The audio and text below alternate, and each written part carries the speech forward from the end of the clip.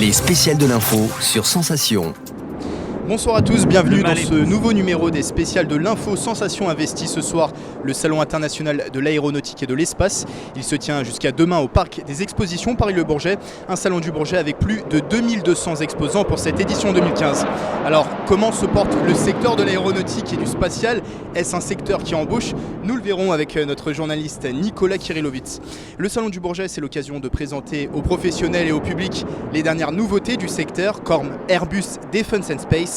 Le numéro 1 européen de l'industrie spatiale qui a des sites dans les Yvelines à Elancourt et au Mureau présente cette année un projet pour réutiliser les lanceurs spatiaux. Benoît Isaac, chef de ce programme, nous présentera ce projet.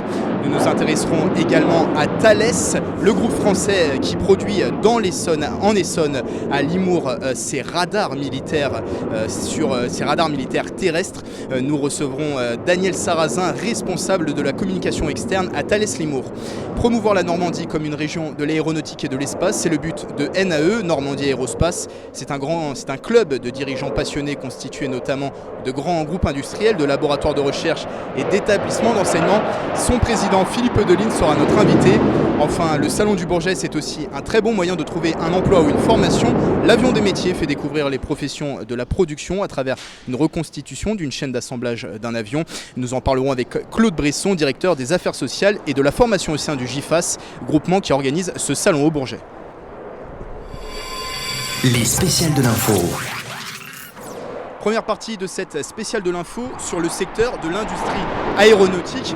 Alors, comment se porte ce secteur? À en croire les chiffres et les études, plutôt très bien. Selon les dernières prévisions, la flotte d'avions devrait doubler d'ici les 20 prochaines années. Nicolas Kirilovitz, bonsoir. Bonsoir. Le moins que l'on puisse dire, Nicolas, c'est que la France tire son épingle du jeu. Oui, l'industrie aéronautique en France, c'est un peu l'industrie porteuse de bonnes nouvelles par excellence, celle qui permet de mettre un peu de couleur dans ce tableau si sombre relayé par les médias. Le mal est profond. En 15 ans, l'industrie française a perdu plus de 700 000 emplois. Un désastre matérialisé par ces friches industrielles qui gangrènent le territoire. Eh bien, l'industrie aéronautique, elle, c'est tout sauf ce que l'on vient d'entendre. Écoutez ça un peu, un chiffre d'affaires l'an passé de 50 milliards d'euros, en hausse de 3%, 180 000 salariés sur toute la France, 20 000 emplois créés en 4 ans et 8 000 recrutements prévus l'an prochain. Des chiffres d'affaires pas lire d'envie l'économie chinoise. Alors comment peut-on expliquer une telle tendance plutôt inhabituelle pour l'industrie française? Écoutez Frédéric Lert, membre de l'association des journalistes professionnels de l'aéronautique et de l'espace. Pour lui, il faut avant tout raisonner à l'échelle européenne. Les atouts de l'industrie européenne, il ne faut peut-être pas raisonner en industrie française, mais c'est plutôt au niveau européen. Peut-être un des atouts d'Airbus, mais ça marche aussi pour Boeing, c'est qu'il y ait vraiment cette très très grosse demande et qui est tellement forte qu'un seul constructeur ne peut plus assurer maintenant les fabrications. Ce qui fait que malgré eux, peut-être les clients sont obligés de se tourner vers l'un ou vers l'autre parce que l'un ou l'autre va leur dire ben non, je ne peux pas vous livrer avant 2020, 2025, enfin peut-être pas 2025, mais au moins 2018, 2020.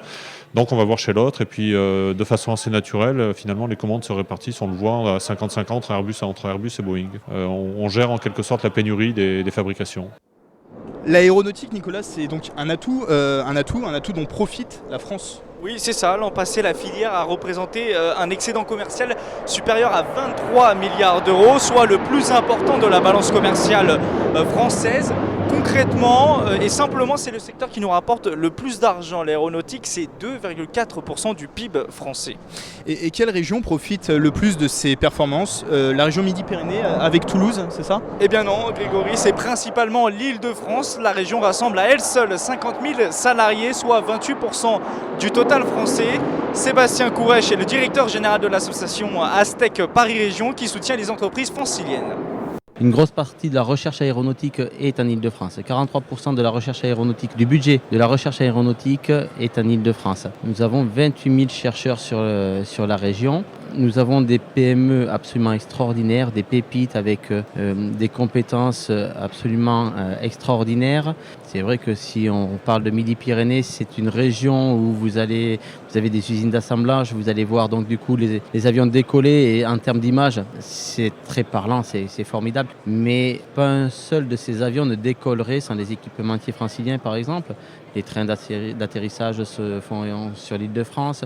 Des tas de composants, de pièces sont faites en Île-de-France. Donc même si le produit final décolle de Toulouse et que quelque part la pièce en elle-même est magnifique, elle n'arriverait pas à décoller sans tous ces équipementiers de la région francilienne.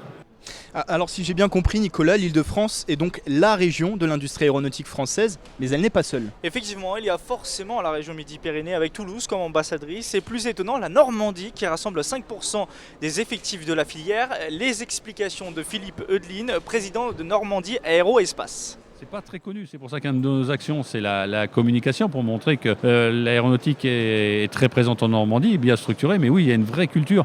Parce qu'il ne faut pas oublier que la Normandie, en tout cas la Haute-Normandie, est une région très industrielle, qui a donc beaucoup d'origines, beaucoup d'entreprises qui ont travaillé dans le passé dans l'industrie lourde et qui, au cours des années, se sont reconverties pour se focaliser sur les aspects aéronautiques et spatiales. Vous l'aurez donc compris, l'industrie aéronautique, qu'elle soit civile, militaire ou spatiale, se porte très bien en France et dans nos régions.